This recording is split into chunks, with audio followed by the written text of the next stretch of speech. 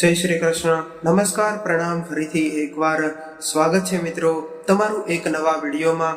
મિત્રો, આજના વિડીયોમાં આપણે એક એવી પારિવારિક કહાની સાંભળવાના છીએ કે જે ખૂબ જ જ્ઞાનવર્ધક અને પ્રેરણાદાયક કહાની છે. આ કહાની નાના મોટા દરેક વ્યક્તિએ જરૂરથી સાંભળવી, કારણ કે આ કહાનીના માધ્યમથી દરેકને ખૂબ જ સરસ શીખ મળવાની છે.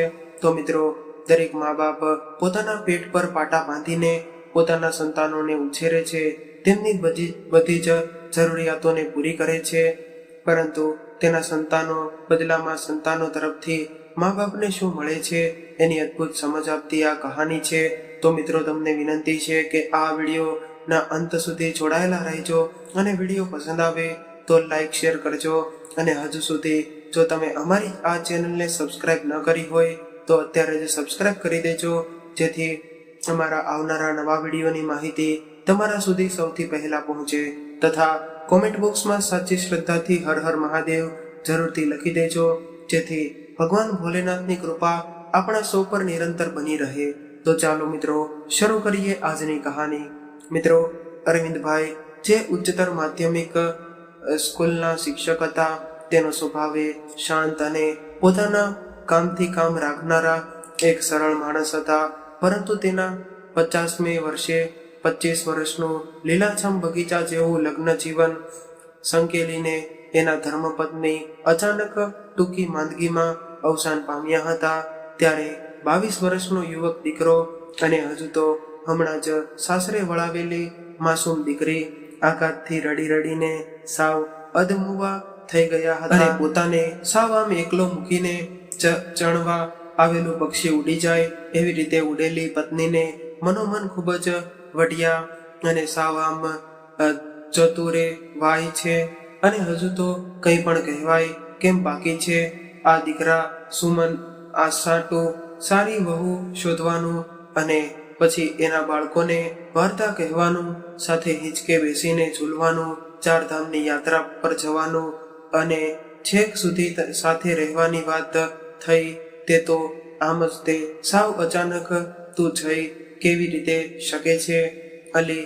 એ તને જરાય પણ વિચાર દરિયે મને એકલો મૂકીને ચાલી ગઈ તારા વગર. હવે કેમ જીવી છું?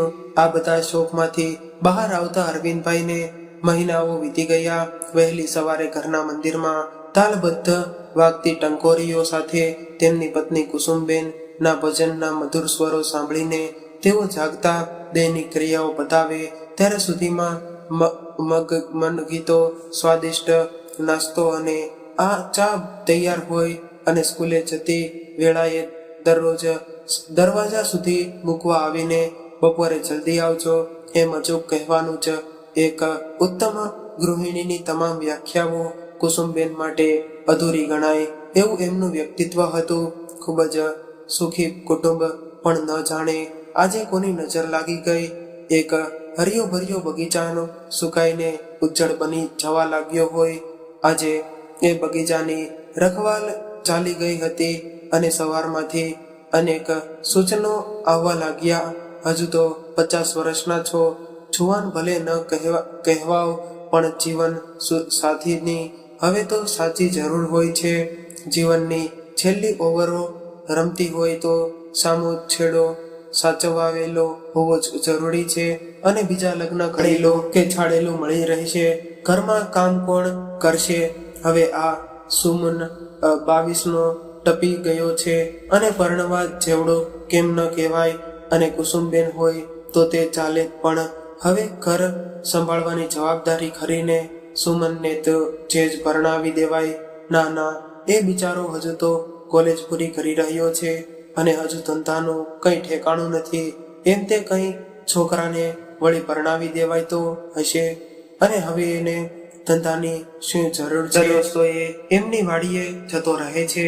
એ ખેતીવાડી જ સંભાળશે, બીજું કાંઈ કરે તેમ નથી.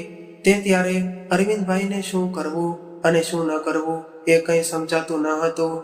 અરવિંદભાઈ પાસે 25 વીઘા જમીન હતી. શેરડી અને શાકભાજી સારી આવક આપતા હતા, અને સુમનને ખેતીનો ખૂબ જ શોખ હતો. કોલેજ જવા કરતાં તેને વાડીએ જવું ખૂબ જ ગમતું હતું. એટલે જ તે સુમન એગ્રીકલ્ચર બીએસસી કર્યું હતું અને સવારે વહેલો ઉઠીને એ વાડીએ જતો રહેતો અને ઓર્ગેનિક વેજીટેબલ્સનો એણે ખાસો બિઝનેસ પણ વિકસાવ્યો હતો અને સગાવહાલા 7 દિવસ શોક મનાવી સૌ પોતપોતાના સંસારમાં લીન થઈ ગયા અને અરવિંદભાઈ એ 1 વર્ષ જેમ કરીને ખેંચી કાઢ્યો અને રોજ બાપ દીકરો સવારે વહેલા ઉઠીને તૈયાર થઈ જતા સુમનવાડીએ અને અરવિંદભાઈ સ્કૂલે જતા રહેતા અને સુમન તો છેક સાંજે જ ઘેરે આવતો. બપોરનું બહાર અને સાંજે જાતે રસોઈ કરીને બાપ દીકરો ચલાવી લેતા. આવું ક્યાં સુધી ચાલે? પોતે ફરી પરણવું કે દીકરાને પરણાવવો એ કડમથડ ખૂબ જ ચાલી. આખરે સુમનને પરણાવીને સાસરનું ગાડું માર્ગે તો ચડાવ્યો, પણ અરવિંદભાઈની મુશ્કેલીઓ હવે હજુ શરૂ થઈ હતી. સવારે એમને સમયસર શાળાએ પહોંચવા વહેલા ઉઠવું પડતું. વહુ નહોતી ત્યારે તો એ જાણે ચા પાણી અને નાસ્તો બનાવી લેતા. સુમનને પરણાવ્યા પછી થોડા દિવસ વિચાર્યું કે હજુ તો નવી વહુ છે એટલે વહેલી ના ઉઠે, એટલે એમણે જાતે જ સવારનું ટાઈમ ટેબલ યથાવત રાખ્યો. પણ 6 મહિના પછી પણ હાલત એની એ જ રહી ગઈ. મોડું મન રાખીને અરવિંદભાઈએ વહુ કે દીકરાને વહેલા ઉઠીને ચા નાસ્તો બનાવી આપવાનું કહ્યું નહીં અને સુમનને તો વાડીએ જવાનું હોય એટલે એને સમયની કોઈ પાબંદી હતી નહીં. એ નિરાતે 11 વાગ્યે જમીને ચાલ્યો જતો. છેક સાંજે 7 વાગ્યે ઘેર આવતો અને બપોરે અરવિંદભાઈને ઘેરે આવતા 1:30 વાગી જતો. બપોરની રસોઈ તો સવારે 10-10:30 વાગ્યે જ બનતી હતી, કારણ કે સુમનને જમીને જ જવું હોય. શરૂઆતમાં તો અરવિંદભાઈ આવે ત્યારે નૈના એમને ગરમા ગરમ રોટલી બનાવી આપતી અને દાળ શાક પણ ગરમ કરી આપતી. પણ એ માટે એને બપોરે ઉઠવું પડતું, કારણ કે સુમન જાય પછી એને ખાસ કંઈ કામ ન હતું એટલે એ જમીને સૂઈ જતી. અરવિંદભાઈને વહુની દયા આવી એટલે એમણે ગરમ રોટલી અને દાળ શાકનો આગ્રહ જતો કર્યો અને વહુ બેટાને નિરાંત કરી આપી અને ઘરની એક ચાવી એમની પાસે પણ રહેતી હતી એટલે વહુને બારણું ખોલવાની પણ જરૂર ન પડે અને અરવિંદભાઈ પોતાની ચાવીથી જ ઘર ખોલીને જાતે જ રસોડામાં જઈને ઢાંકેલી ઠંડી રસોઈ જમવા માટે બેસી જતા. અને અરવિંદભાઈને ભૂતકાળ સાંભળી આવતું અને કુસુમબેન હતા ત્યારે દરરોજ પોતાને પાણીનો ગ્લાસ ધરીને કહેતા કે આવી ગયા, લ્યો પાણી લ્યો અને હાથ પગ ધોઈને ફ્રેશ થઈ જાઓ, પછી આવો, તમારા માટે સલાડ કાપીને ફ્રીજમાં મૂક્યું છે એ હું ટેબલ પર મૂકું છું, સલાડ ખાવ, ત્યાં સુધીમાં ગરમા ગરમ રોટલી ઉતારી આપું છું. આજે ખૂબ જ પીરિયડ હતા કે થાકી ગયા હશો ને, સલાડ ખાવ, ત્યાં સુધીમાં ગરમા ગરમ રોટલી ઉતારી આપું છું, થાકી ગયા હશો ને, જમીને પછી સૂઈ જાઓ નિરાતે, મેં એસી ચાલુ કરી દીધું છે, રૂમ ઠંડો થઈ ગયો હશે. અરવિંદભાઈએ પોતાના એ બેડરૂમના બંધ દરવાજા સામે જોયું. દીકરાની વહુ એ બેડરૂમમાં સૂતી હતી. એ વહુને પોતે સગી દીકરી માની હતી અને એની ઊંઘ ન બગડે એટલે આ ઠંડી રસોઈ પારણે જમી લેતા હતા. પણ એ વહુ સસરાને પિતા સમજતી હોય તો શું દીકરી પોતાના પપ્પા માટે ગરમ રોટલી કરવા પણ ઊભી ન થઈ શકે? બપોરે એસી રૂમમાં વહુ સૂઈ જ ગઈ હોવા છતાંથી એમણે બહાર હોલમાં સૂવું પડતું અને સુમનને ઘણીવાર બીજા બેડરૂમમાં એસી મુકાવી દેવાનું કહેલું, પણ એને જરૂરી લાગતું ન હતું. જમીને એમને થોડીવાર ટીવી જોવાની આદત હતી, પણ નૈનાની ઊંઘ બગડી એટલે એણે ટીવીનું રિમોટ સંતાડી દેવાનું શરૂ કરેલું. પહેલીવાર જ્યારે એમને રિમોટ ન મળ્યું તે દિવસે સાંજે એમણે પૂછેલું કે બેટા, રિમોટ ક્યાં ગયું ટીવીનું? તમે પણ શું પપ્પા બપોરના સમયે ટીવી ના જુઓ તો ચાલે, ઘડીક તો એ સૂઈ જતા હોય ત્યાં તમે ટીવી ચાલુ કરો છો, રાત્રે જોતા હોય તો કહીને સુમને બેડરૂમમાંથી રિમોટ લાવી આપ્યો અને જમીને થોડીવાર ન્યૂઝ જોવાનું શરૂ કરે છે. ત્યાં જ સુમન ફરી કહેતો કે પપ્પા તમે ન્યૂઝપેપર તો વાંચો જ છો ને, તો અત્યારે નૈનાને એની સિરિયલ જોવાની છે. સારું સારું બેટા, આ તો જરા અમસ્તું કંઈ નહીં, ચાલો હું જરા બહાર જઈ આવું છું. અને રિમોટ મૂકીને તેઓ બહાર જઈને સોસાયટીના ગાર્ડનમાં જઈને બેસતા અને કુસુમબેન હતા ત્યારે બંને સાથે ચાલવા જતા અને ચાલીને આવ્યા પછી 11 વાગ્યા સુધી સાથે જ ટીવી જોતા. કોઈ જૂનું પિક્ચર આવતું હોય તો વળી 12 પણ વાગી જતા હોય. રોકટોક નહોતું, સંપૂર્ણ આઝાદી અને પ્રેમ ભર્યું જીવન હતું. પણ હવે જીવન રથનું પૈડું તો હજુ નહીં અને બીજા પૈડાને પણ ફરવાની મનાઈ હતી. બપોરે એ ઉઠતા એટલે તરત જ કુસુમબેન એમની સેવામાં તત્પર રહેતા. ઉઠી ગયા, ઊંઘ આવી હતી કે ને બરાબર, લ્યો મોં ધોઈને આવો, હું ચા મૂકું છું. નૈનાને બપોરે ચા બનાવી ગમતી ન હતી.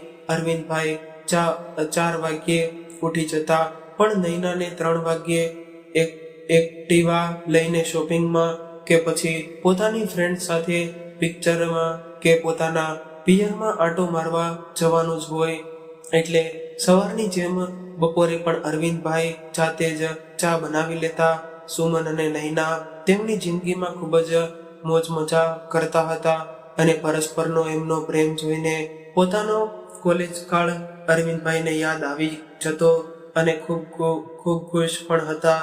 દીકરા અને વહુનું પ્રેમાળ અને ખુશીઓથી હર્યું ભર્યું જીવન જોઈને કયો બાપ ખુશ ન થાય, એટલે એ બંનેને નડતર રૂપ ન થાય એનો શક્ય એટલો ખ્યાલ એ રાખવા લાગ્યા. બંને પિક્ચર જોવા ગયા હોય તો હોટલમાં જમીને આવતા, એટલે પોતે પણ ક્યારેક બહાર તો ક્યારેક જાતે રસોઈ બનાવીને જમી લેતા. નૈના એના પિયર મળવા ચાલી જાય ત્યારે સુમન ત્યાં જ જમવા પહોંચી જતો અને એ દિવસોમાં અરવિંદભાઈની વ્યવસ્થા તેમણે જાતે જ કરવી લેવી પડતી અને શરૂઆતમાં જ એમણે કહી દીધું હતું કે તમારે મારી ચિંતા કરવી નહીં, હું મારી બધી જ વ્યવસ્થા કરી લઈશ.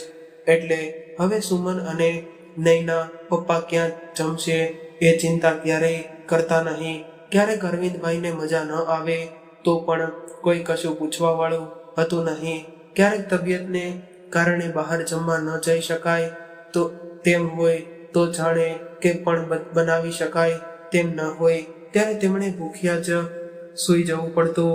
ક્યારેક એવું પણ બનતું કે સુમન અને નૈના બહાર ગયા હોય ત્યારે પડોશી ચંદુલાલ પણ પારણે પોતાને ત્યાં જમવાનું બોલાવી લેતો અને ક્યારેક આજુબાજુ વાળા કંઈક વાનગી બનાવતા હોય તો એ આપી જતા.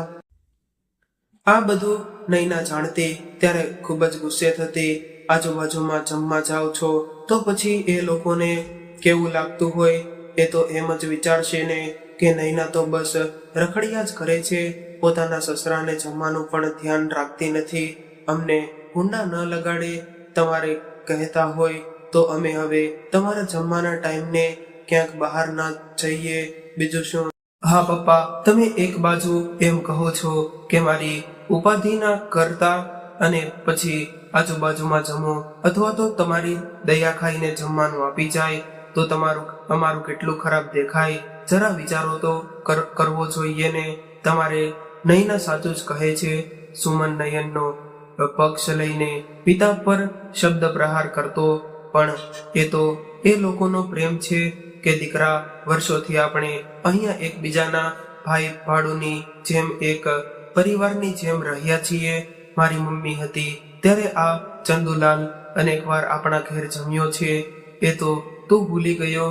અને આપણા ઘરમાં જ્યારે તારી મમ્મી કંઈ પણ વાનગી બનાવે ત્યારે તું જ પહેલી 5 ડીશો દોડીને આજુબાજુમાં નહોતો આપી આવતો. પાડોશીઓને કહેવાય આમાં તમારું ખરાબ ક્યાં દેખાયું, એટલે એમને કે હું કોઈ દિવસ કઈ વાનગી બનાવીને આજુબાજુમાં આપતી જ નથી. મમ્મીજીએ આ ખોટી જ રીતે અપનાવેલી હતી. આપણે આપણા માટે બનાવવાનું કે આજુબાજુવાળા માટે. મને તો સાવ વિચિત્ર જ લાગે છે. નૈનાએ રડવા જેવું મોં કરીને કહ્યું, પણ તમે કોણ કાંઈ કહે છે? તને લોકો સાવ ખોટી માથાકૂટ કરો છો, હું પણ ક્યાં તમને કંઈ કહું છું. તમે બંને શાંતિથી તમને ફાવે તેમ કરો ને બેટા. બધા સમજે છે કે તમે હજુ હરવા ફરવા જેવડા છો, તો ક્યારેક વહેલા મોડું થાય એમાં કંઈ આપ નથી તૂટી પડવાનું. પણ મારી વાતો તો થાય જ તેને સોસાયટીમાં, તો પછી મારા જમવાના ટાઈમે ઘેરે આવવાનું જવું, બીજું શું? વાત સમજવી જ નથી અરવિંદભાઈ, કંટાળીને કહેતા જોઈને સુમન હું કહેતી હતી ને, આપણે સાંજે તો ઘેરે આવી જ જવાનું. અમથા એમ કહે છે કે ફરો, પણ મનથી તો રાજીપો ના થાય હો. હા પપ્પા, નૈના સાચું કહે છે. તમે વહુ ખેલા દીકરા પાસે બીજી કોઈ દખલ દલીલ હતી નહીં કે નહોતી. નૈનાની પણ સમજવાની સમજણ, અને જે લાગે તે સાચું. બસ હું તમારી જોડે લમણા ચીક કરવા માંગતો નથી, કહીને અરવિંદભાઈ દુઃખી થઈને બહાર ચાલ્યા ગયા. તે દિવસે નૈનાએ દાચે ભરાઈને અરવિંદભાઈની રોટલી અને શાકમાં મુઠ્ઠી ભરીને મીઠું નાખી દીધું, અને અરવિંદભાઈ એક કોળિયો જમીને ઊભા થઈ ગયા. બહાર ચટપટા નાસ્તા કર્યા હોય એટલે ઘરનું ક્યાંથી ભાવે? આ ઉંમરે પેટ બગડે. હો પપ્પા, તમને એટલી તો ખબર જ હશે ને, વહુ પોતાને પરેશાન કરીને ઘરમાંથી દૂર કરવા માંગે છે. એ સમજી છતાં અરવિંદભાઈને વાર ન લાગી, એટલે આ શાક અને રોટલી તું ખાઈ છો તો તમને ભાન થાય કે મને શું ખબર છે અને શું નથી. મોંમાં આવેલ એ શબ્દો પેલા ખારા તૂટવા જેવા કોળિયા સાથે વળી ગયા અને બહાર ચાલ્યા ગયા. આમ ચાલતું જ હતું એમાં વળી એક નવી ઉપાધિ શરૂ થઈ. એક દિવસ સુમને કહ્યું, પપ્પા તમે બપોરે ઘેરે સૂવો ત્યારે મેઇન ડોર બંધ કરીને કેમ સૂવો છો? નૈના એકલી જ ઘેરે હોય છે. સોસાયટીમાં જેવી તેવી વાતો થાય છે, જાણે કે કોઈએ માથામાં હથોડો માર્યો હોય એમ આંખો અંધારા આવી ગયા હોય. અરવિંદભાઈને, દીકરા આ શું બોલે છે તું? હું તારો બાપ છું અને તે પણ મારી દીકરી છે. બેટા, હું ક્યાં કંઈ કહું છું? આ તો એમ કે ઘરનું મેઇન ડોર ખુલ્લું જ રાખો તો સારું ને. સેફટી ડોર તો છે જ ને, એ લોક કરી દેવાનું. કોઈને શા માટે મોકો આપવો જોઈએ? તમે કેમ સમજતા નથી? સુમને ગુસ્સેથી થઈને કહ્યું. તે હવે તું મને સમજાવીશ એમ? કોણ છે એવું બોલનાર આ સોસાયટીમાં? જરા નામ તો આપ મને, એનું ડાચું તોડી નાખીશ. તારી મમ્મી નથી એટલે લોકો શું ગમે તે બોલશે. અરવિંદભાઈ, તાળું ક્યાં? હવે કેટલાના ડાચા તોડવા જશો? એના કરતા ઘરનો ધનવાના પણ બારણું ખુલ્લું હોય તો મને ઊંઘ નથી આવતી બેટા. અને બપોરે વાહન આવતા જતા હોય એનો અવાજ પણ આવે કે નહીં? એમ કર, તને લોકો આ બીજા બેડરૂમમાં સૂવાનું રાખો એટલે હું શાંતિથી મારા રૂમમાં સૂઈ શકું. પછી ભલે આખું ઘર ખુલ્લું રહે, મને કંઈ વાંધો નથી. અરવિંદભાઈએ રસ્તો કાઢતા કહ્યું, પણ એ રૂમમાં ક્યાં એસી છે? અને હવે તમારે બેડરૂમમાં સૂઈને શું કામ છે? નૈનાએ વચ્ચે ચપલાવ્યું અને થોડીક તો શરમ કર બેટા. તું તારા પપ્પાને પણ તું આમ જ કહે, ખરી ભગવાન ન કરે અને તારા મમ્મી કાલે ઉઠીને ન હોય તો શું તારા પપ્પાને તું આવું કહીશ? અને અરવિંદભાઈ, તું હૃદય વાઈ ગયું હતું. તે પોતે વસાયેલી દુનિયાને એ પોતાના જ દીકરાની વહુ દ્વારા લૂંટાઈ જઈને એ લાચાર વિધુરની આંખોમાં ચળચળિયા આવી ગયા હતા. મારા પપ્પા, મારી ભાભી એકલી ઘેર હોય તો એક મિનિટ પણ ઘરમાં ન રહે, સમજ્યા? એ તમારી જેમ લપ ક્યારેય ન કરે. આ તો કેવું લાગે? નૈનાએ ફરીવાર ઘા કર્યો. શું એક બાપેની દીકરી સાથે એક ઘરમાં ન રહી શકે? એટલો બધો આ સમાજ અંધ થઈ ગયો છે જે એક શિક્ષકનું ચરિત્ર પણ નથી જોઈ શકતો. બેટા નૈના, તું મારી બીજા પુષ્પા જ છો. મારી પુષ્પા ભલે સાસરે ગઈ છે પણ તું મારી દીકરી જ છો બેટા. અને આ સોસાયટીમાં એક જણ મને ઓળખે છે. એ લોકો આપણને ખરાબ નજરે જોશે તે દિવસે આ સોસાયટી રહેવા લાયક જ નહીં હોય. દીકરા, સવાલ દરવાજો બંધ કે ખુલ્લો રાખવાનો નથી. સવાલ તમે લોકો એ ઊભો કર્યો છે તેનો એ છે કે સવાલ મારા ચરિત્રનો છે. હું અરવિંદ પટેલ મારા દીકરાની વહુ સાથે એકલો ઘરમાં રહું, તેથી શું લોકો ગમે તેમ વાતો કરશે? અરે જીવડા પડે એવા લોકોના મોંમાં રીબાઈને મરશે એવા લોકો. પ્લીઝ પપ્પા, નાની વાતને શું કામ મોટી બનાવો છો? નૈના સાચું જ કહે છે. તમે જરા દરવાજો ખુલ્લો રાખો તો શું વાંધો છે? અને બપોરે તમારે ઊંઘવું જરૂરી છે. સુમનનો ઝઘડો વધી જતા નરમાશથી કહ્યું, કાંઈ વાંધો નહીં બેટા, તમે મારાથી નૈના અસુરક્ષિત લાગતી હોય તો હવે હું તારી ગેરહાજરીમાં ઘેરે નહીં આવ. ન રહેગા બાંસ ન બજેગી બાંસુરી કહીને અરવિંદભાઈ ઘરની બહાર ચાલ્યા ગયા. ઝઘડાની શરૂઆત થાય એટલે તરત જ શરણાગતિ સ્વીકારીને એ બહાર ચાલ્યા જતા. નૈનાને એ બિલકુલ ગમતું ન હતું. એની ઈચ્છા અધૂરી રહેતી, પણ અરવિંદભાઈનો ચહેરો કોઈએ કોલસાથી કાળો મેશ કરી નાખ્યો હોય એવો થઈ જતો. પોતાના સામે લડીને શું મળવાનું છે? કોઈથી ન ડરનારો એ બહાદુર માણસ હતો. કોલેજ કાળમાં કુસુમનો પ્રેમ પ્રાપ્ત કરવા એણે આખા સમાજ સામે પાયો ચડાવી હતી અને વિદ્યાર્થીઓની છેડતી કરતા મલાવીઓને એક એક આડા હાથથી વળગાડીને ભોંય તળિયા ચાટતા કરીને દેનારો બહાદુર શિક્ષક હતો. અરવિંદભાઈ પણ ન જાણે કેમ એના વહાલા દીકરાની વહાલી વહુ એમની વેરી બની ગઈ હતી.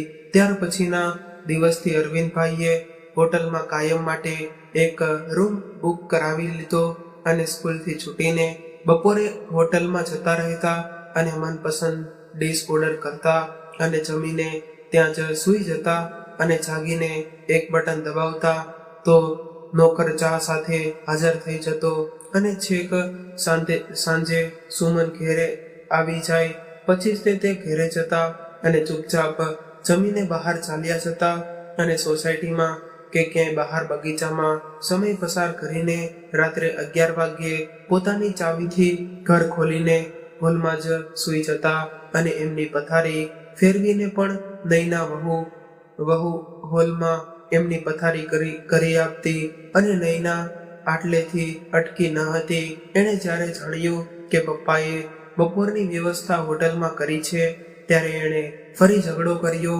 તમે હોટલમાં રહો છો એટલે બધા એમ કહે છે.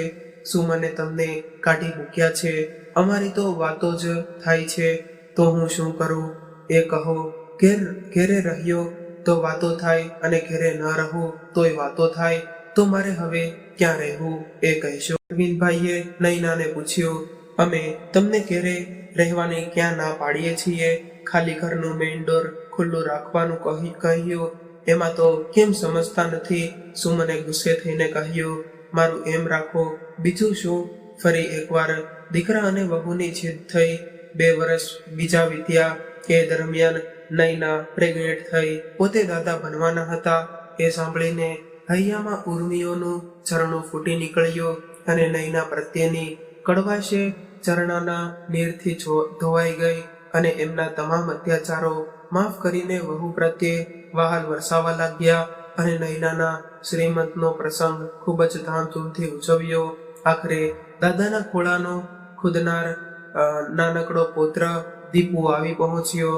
એને હિંચકો રમાડવો અને કાલી ભાષામાં એની સાથે વાતો કરવામાં એમનો સમય ક્યાં ચાલ્યો જતો એ પણ એમને ખબર રહેતી ન હતી. પણ એ સુખ લાંબુ ચાલ્યું નહીં. એકવાર અરવિંદભાઈને ખૂબ જ તાવ આવ્યો અને શરદી થઈ ગઈ. એ બીમારીનો ચેપ ન લાગે એટલે નૈનાએ દીપુને એમની પાસે રાખવાની દેવાનું બંધ કરી દીધું અને અરવિંદભાઈની તબિયત સુધરી ગયા પછી પણ એમણે દીપુને મળતો ન હતો. ક્યારેક એમને તેડી લીધો હોય ત્યારે અરવિંદભાઈ ઉધરસ ખાય કે છીંક ખાય એટલે તરત જ નૈના એમની પાસેથી દીપુને આંચકી લેતી. લાવો એને મારી પાસે, તમે એને તમારો ચેપ લગાડશો અને ત્યારબાદ દીપુ અરવિંદભાઈનો હેવાયો ન થઈ જાય એ માટે નૈનાએ ખાસ ધ્યાન રાખ્યું. ઘડીક પણ એ દીપુને રેડો ન મૂકી દેતી નહીં અને અરવિંદભાઈ સ્કૂલેથી આવે ત્યારે સુવડાવી દેતી અને સાંજે એને લઈને બહાર પાર્કમાં જતી રહેતી. જે બાળક દાદાની લાડકી બનવાનું હતું એને તેડીને રમાડવાનું સુખ પણ નૈનાને આબાદ કરી છીનવી લીધું અને હવે અરવિંદભાઈની સહન શક્તિએ જવાબ આપી દીધો હતો. એક સહારાથી આશા ઉપર પણ પાણી ફરી વળ્યું હતું. એમની કુસુમ એમને ખૂબ જ યાદ આવતી અને આજ એ જીવતી હોત તો પોતે કેટલા સુખી હોત એમ વિચારીને એ ખૂબ જ દુઃખી થઈ ગયા હતા. કુસુમબેનની યાદો સિવાય બીજું કોઈ પણ બાબતમાં એમને દિલને ઠંડક આપી નહોતી શકતા અને ક્યારેય માથું દુખતું હોય તો એ ઠંડુ રાળ તેલ માથામાં માલિશ કરી આપતી. તાવ આવ્યો હોય ત્યારે તે માથે ભીના પોતા મૂકીને તાવને ઉતરવા મજબૂર કરતી અને ધરાર ડોક્ટર પાસે લઈ જતી અને છાતીમાં ક્યારેક દુખાવાની ફરિયાદ કરી હોય તો તે કાર્ડિયોગ્રામ કરાવવા વગર એમને ચેન પડતું નહીં કેટલો પ્રેમ કરતી હતી. અને આમ દગો દઈને ચાલી ગઈ. અરવિંદભાઈની આંખોમાંથી એમની પ્યારી કુસુમની યાદો અશ્રુઓની ધારા બનીને વહેતી રહેતી અને કલાકો સુધી રડી રડીને આખરે એ ઊંઘી જતા. ત્યારે એમના સ્વપ્નમાં આવીને કુસુમબેન કહેતા, એ આમ મરદ થઈને રડવા શું બેઠો છો? દીકરાને બહુ હેરાન કરે છે એટલે આમ રોવા બેસાય. હોશિયાર છો, એના પગાર તો આવે જ છે ને, અને હમણાં રિટાયર થશો પછી આખો દિવસ શું રડ્યા કરશો? બીજી બૈરું લાવતા નથી આવડતું? વહુ ઉઠીને તમને ઘરની બહાર રહેવાની ફરજ પાડે એમ તમારા દીપોડાને રમાડવા ન દે? તમે ઘરમાં એમની સાથે એકલા રહો તો એ આંગળીઓ ચીંધે એમ બાયલા બનીને આ બધું સહન શા માટે કરો છો? તમે કોના ધણી છો એ તો ખબર છે ને કે ભૂલી ગયા? કોઈનાથી સામી નજર પણ માંડી ન શકાય એવી કરાફાટ અને 50ને પાછા પાડે એવી મને તમને વશ કરી હતી. કોલેજમાં એ યાદ કરો, તમને મારા સમ છે. જો આમ મારી યાદમાં રડી રડીને જીવન વિતાવો છો તો બીજું ઘર કરો તો જ મારા આત્માને શાંતિ મળશે. તમને આમ હેરાન થતા જોઈને હું ભટક્યા કરીશ. અરવિંદભાઈની આંખ ખુલી ગઈ. શું ખરેખર કુસુમ આવી હતી કે પછી મારી ભ્રમણા જ હતી? માત્ર વચ્ચે જ મને બીજું ઘર કરવા કહેતી હતી. કોલેજ કાળ દરમિયાન છોકરાઓને ચીડાવતી અને ગમે ત્યારે છોકરાઓના ટોળા વચ્ચેથી ચાલતી બોલ્ડ કુસુમ એમને યાદ આવી રહી હતી. અને મારું નામ તો કુસુમ છે પણ હું ઢીસુમ છું, એટલે આગીના રહેજો નકર ઢીમ ઢાકી થઈ જશો એમ બોલીને એ રસ્તામાં ઉભેલા ગમે તેવા છોકરાને ધક્કો મારી દેતી. એની બહેનપણીઓ સાથે શરત લગાવીને કોઈ પણ છોકરાને તે ફસાવી દેતી. કોઈ શુક્લકડી જેવા સામે આંખ મારીને ફ્લાઇંગ કિસ આપતી. પહેલો મહિનો સુધી એમની આગળ પાછળ ફરતો. પછી કુસુમ એને અરીસો ગિફ્ટ બોક્સમાં પેક કરીને ભેટ આપતી. ઉપર વિથ લવ લખીને એ કુસુમને પ્રેમમાં ફાડીને 10,000ની શરત જીત્યા પછી અરવિંદભાઈને સાચો પ્રેમ થઈ ગયો હતો. ઘર કુટુંબ અને સમાજની પરવા કર્યા વગર એમણે કુસુમને મંગળસૂત્ર પહેરાવ્યું હતું અને જીવનમાં ખૂબ જ ખુમારીપૂર્વક જીવ્યા હતા. પોતે શેરને માથે સવા શેર હતા એ કેમ ભૂલાઈ ગયું? કાલ સવારથી આ છોકરી મને સાવજની એની બોર્ડમાંથી બહાર કાઢી મૂકે અને હું શિયાળીના ની જેમ રડી રડીને રાત પસાર કરું. હું અરવિંદ પટેલ. અરવિંદભાઈની અંદરનો અરવિંદ જાગી ઉઠ્યો અને બીજા દિવસે સ્કૂલે જઈને આશાને પૂછી જ લીધું, આશા, મારા ઉજળી ગયેલા બાગની બહાર બનીને આવીશ. તું તારા જીવનમાં વ્યાપેલા અંધકારને હું દૂર કરીને તારા મયંક સાથે તને આપવાના તૈયાર છું. બોલ, શું કહે છે? અરવિંદભાઈ ગુજરાતી વિષયમાં એક AB.Ed હતા અને સાહિત્ય પ્રેમીનો પ્રિય વિષય હતો અને શેર શાયરીમાં પણ ઉસ્તાદ હતા. કુસુમને એ વિદ્યા વડે જ એમણે પરાસ્ત કરી હતી. આશા એમની સ્કૂલમાં જ શિક્ષિકા હતી અને એ પણ અરવિંદભાઈની જેમ એકલી પડી ગઈ હતી. એના પતિનું માર્ગ અકસ્માતમાં મૃત્યુ થયા પછી એણે આ સ્કૂલ જોઈન્ટ કરી હતી અને 15 વર્ષનો એક દીકરો મયંક 10મા ધોરણમાં આ જ શાળામાં ભણતો હતો. અરવિંદભાઈની પત્ની કુસુમબેનના અવસાન પછી શાળાના આચાર્ય સાહેબે એકવાર આશાની વાત એમના કાને નાખી હતી. એ બિચારી એકલવાયુ જીવન જીવતી હતી અને સમાજના મેલી નજરવાળા લોકો એની પાછળ ફરતા રહેતા. ઘણીવાર એની છેડતી થતી. શાળાના જ અમુક શિક્ષકો પણ આશાને જોઈને લાલ ટપકતા અને આશા આ બધું મૂંગે મોયે સહન કરતી. કોઈને ક્યારેય ફરિયાદ કરતી નહીં, કારણ કે જ્યાં ફરિયાદ કરવા જાય ત્યાં જ એના માટે ચાળ બિછાવવામાં આવતી. એમાં કડતા અનુભવો પછી કાંટાળી વાળમાં શરીર સંકોચીને એ ચાલતા શીખી ગઈ હતી. ક્યારેક કોઈ નાનો મોટો ઉજળતો એના મન અને શરીરને લોહી કાઢતો, પણ તોય એ હરખ સુદ્ધા ઉચ્ચારતી નહીં. અને એનો મયંક ભણવામાં ખૂબ જ હોશિયાર હતો. એની ઉજ્જવળ કારકિર્દીનું ઘડતર જ એના જીવનનું એકમાત્ર લક્ષ્ય હતું. એની ઉંમર હજુ તો માંડ 40 વર્ષ હતી, પણ દેખાવમાં એ 30 વર્ષની જ લાગતી. એટલે જ તે એ આશાની આશા આવા લોકો સેવતા અને આચાર્ય સાહેબને આ બધો જ ખ્યાલ હતો. અરવિંદભાઈ જેવો સજ્જન માણસ જો આશાને અપનાવી લે તો એના જીવન ફરતે અભેદ કિલ્લો રચાઈ જાય અને અરવિંદભાઈને પણ સહારો મળી રહે. બે અટવાઈ ગયેલી જિંદગીઓને એકબીજાનો સહારો મળી જાય એમ તેઓ ઈચ્છતા હતા. પણ અરવિંદભાઈએ તેમના દીકરાને પરણાવીને પોતાનો માર્ગ કરી લીધો હતો. આશા પ્રત્યે એ ખૂબ જ સ્નેહભાવથી વર્તતા. ક્યારેય એમને આશાને લોલુપ નજરે જોયું ન હતા અને આશા પ્રત્યે એમના દિલમાં કુણી લાગણી અવશ્ય હતી. ખૂબ જ માનવી અરવિંદભાઈને જોતી અને એક બીજા પ્રત્યે સદભાવ ધરાવતા લોકો ઝડપથી એકબીજાની નજીક આવતા હોય છે. ઘરમાં થઈ રહેલા વહુના ગેરવર્તનની વાતો ક્યારેય તેઓ આશા સાથે શેર કરતા અને આશા શાંતિથી તેમને સાંભળતી અને સાથે હોવા છતાં એકલા હોવાની આ સ્થિતિ એમનાથી સહેવાતી ન હતી. અને આઠે પહોર આનંદમાં રહેતો જીવ હવે સાવ ઉદાસ અને મૂડલેસ રહેવા લાગ્યો હતો. એ જોઈને આશાને અરવિંદભાઈએ પ્રત્યે ખૂબ જ સહાનુભૂતિ પ્રગટી હતી અને એ સહાનુભૂતિએ ધીમે ધીમે પ્રેમનું સ્વરૂપ લેવા માંડ્યું હતું.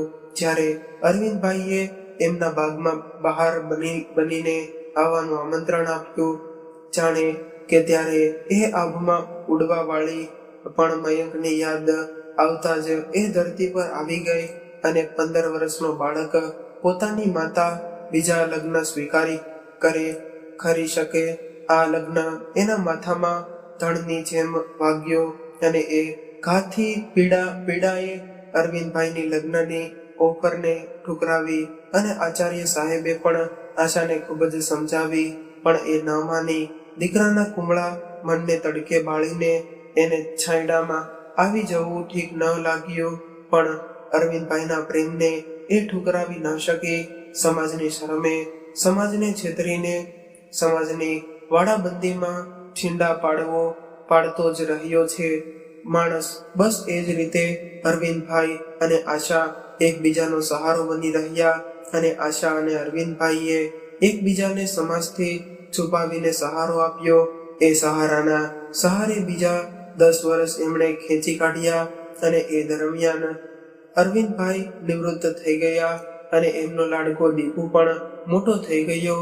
છતાં નૈનાનો ત્રાસ અવિરત વધતો રહ્યો અને જમીન અને મકાન વગેરે મિલકત નૈનાએ પોતાના નામ પર કરીને અરવિંદભાઈને ધક્કો મારવાનો કાસસો પણ મીઠું બોલીને રચી જોયો.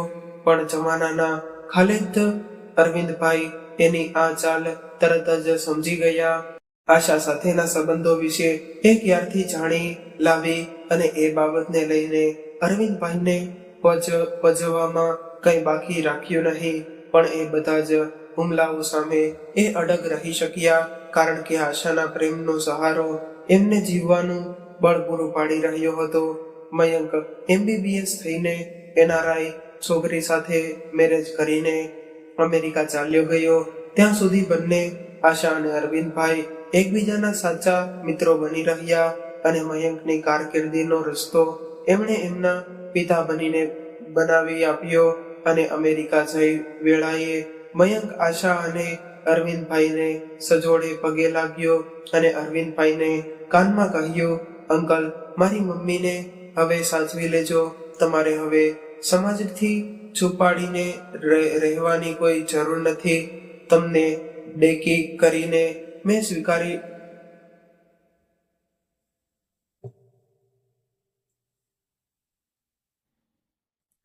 તમને ડેડી કહીને મેં સ્વીકારી લીધા છે. અને અરવિંદભાઈએ ઉમળકાથી મયંકને છાતી સરસો ચાંપી લીધો અને થેન્ક્સ બેટા, તારી સમજણને ધન્યવાદ. મેં અમને ખૂબ જ મોટી ભેટ આપી છે.